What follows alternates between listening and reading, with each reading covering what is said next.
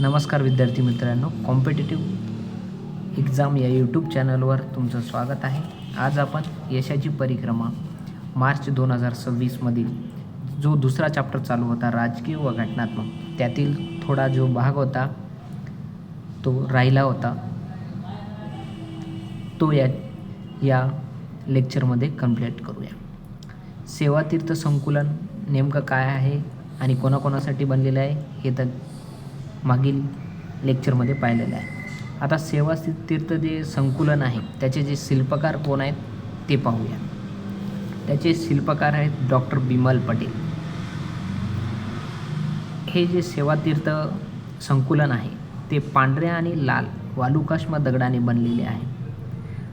ते संकुलन कर्नाटकातील चालुक्य राजवटीतील मंदिर आणि बौद्ध स्तूपांचा स्थापत्य प्रभाव दर्शवतो.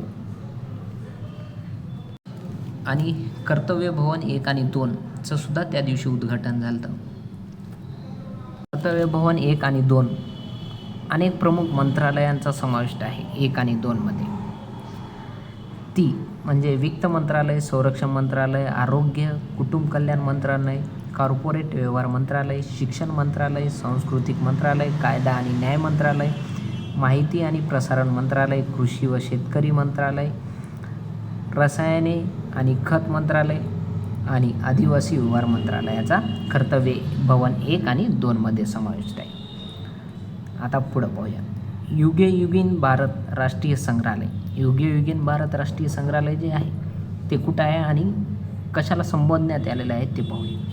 1921 पासून भारताचे प्रशासकीय केंद्र म्हणून काम करणारे वसाहतकालीन साऊथ ब्लॉक आणि नॉर्थ ब्लॉक आता सत्तेचे केंद्र म्हणून काम करणार नाही, तर काय म्हणून काम करणार आहे? भारताच्या संस्कृतीच्या प्रवासाचे दर्शन घडवणाऱ्या या इमारतींना युगेयुगेन भारत राष्ट्रीय संग्रहालयामध्ये रूपांतरित करण्याचा सरकारची योजना आहे.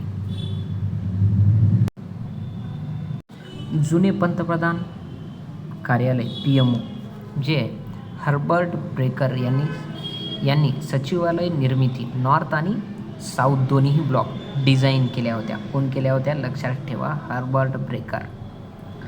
आणि त्या 1927 ते 31मध्ये पूर्ण झाल्या होत्या. आणि साऊथ ब्लॉकचे उद्घाटन कधी झालं होतं? 1931मध्ये झालं होतं. जवाहरलाल नेहरूच्या नेतृत्वाखाली स्वातंत्र्यानंतर भारताची पहिली मंत्रिमंडळाची जी बैठक होती ते साऊथ ब्लॉकमध्ये पार पाडली होती PMO कार्यालयात. 1977पर्यंत PMOला मूळतः पंतप्रधान सचिवालय म्हटले जात होते, पण मोरारजी देसाई यांच्या पंतप्रधानाच्या काळामध्ये त्यांचं नाव बदलण्यात आलं. पंतप्रधान नरेंद्रजी मोदी यांनी साऊथ ब्लॉकमधील PMO कार्यालयात केंद्रीय मंत्रिमंडळाची शेवटची बैठक जी आहे 20 फेब्रुवारी 2026 रोजी घेतली. याच दिवशी PMO कार्यालय नवीन सेवातीर्थ संकुलनात स्थलांतरित करण्यात आलं. काय म्हणून करण्यात आले?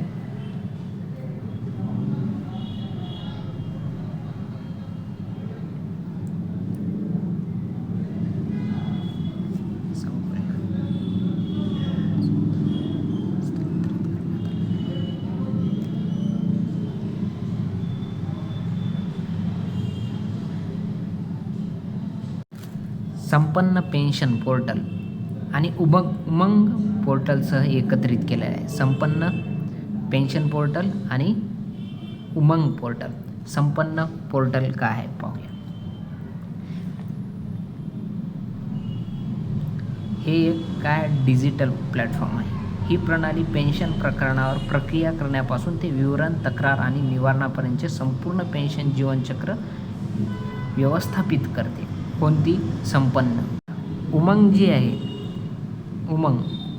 जे आहे हे डिजिटल इंडिया उपक्रमांतर्गत 2017मध्ये सुरू करण्यात आलेले एक एकीकृत डिजिटल प्लॅटफॉर्म आहे जे इलेक्ट्रॉनिक्स आणि माहिती तंत्रज्ञान मंत्रालयाद्वारे विकसित. हा प्लॅटफॉर्म एकच मोबाईल ॲप किंवा वेब पोर्टलद्वारे केंद्र, राज्य आणि स्थानिक सरकारांच्या सेवेमध्ये प्रवेश प्रदान करतो.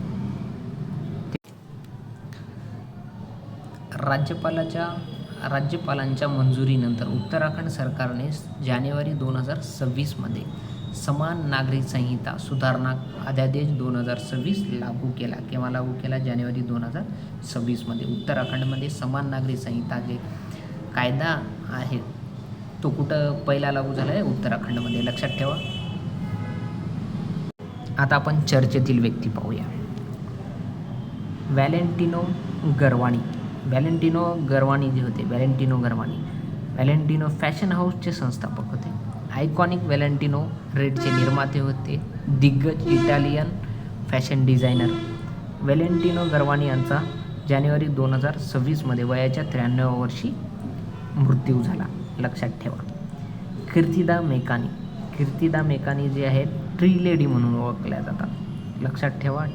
ट्री लेडी हे जे आहेत कर्नाटकात जन्मल्यामुळे यांच्यावर प्रश्न येणं निश्चित आहे. पर्यावरणवादी कीर्तिदा मेकानी यांच्या वयाच्या 66व्या वर्षी त्यांचं निधन झालं.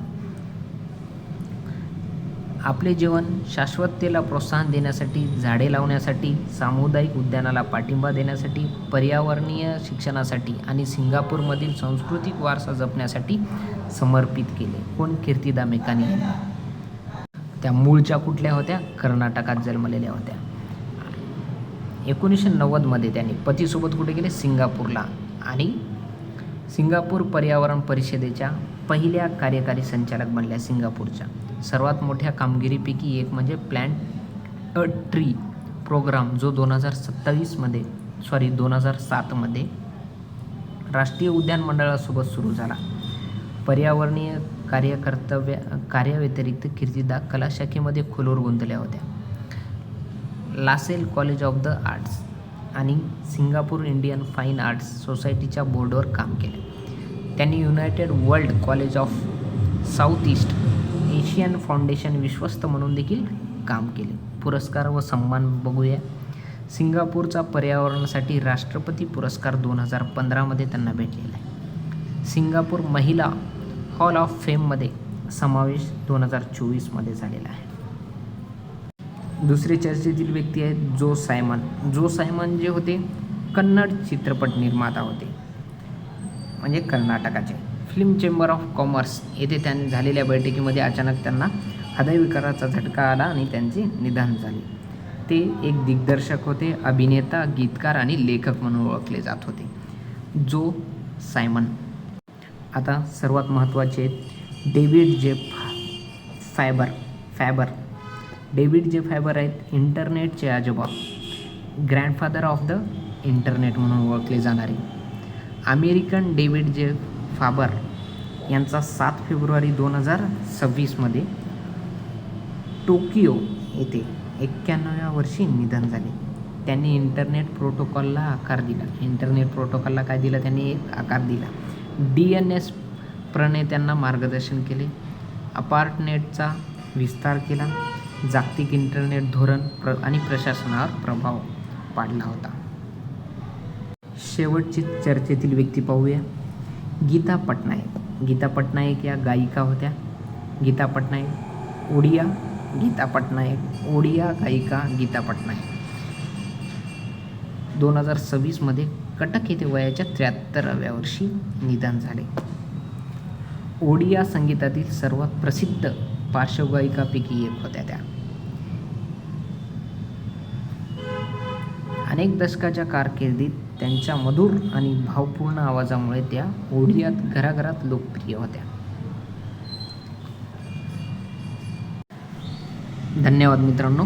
आपला लेक्चर आज इथं संपतो आणि आपला यशाची परिक्रमेचा दुसरा चॅप्टर आज येथे संपतो. धन्यवाद.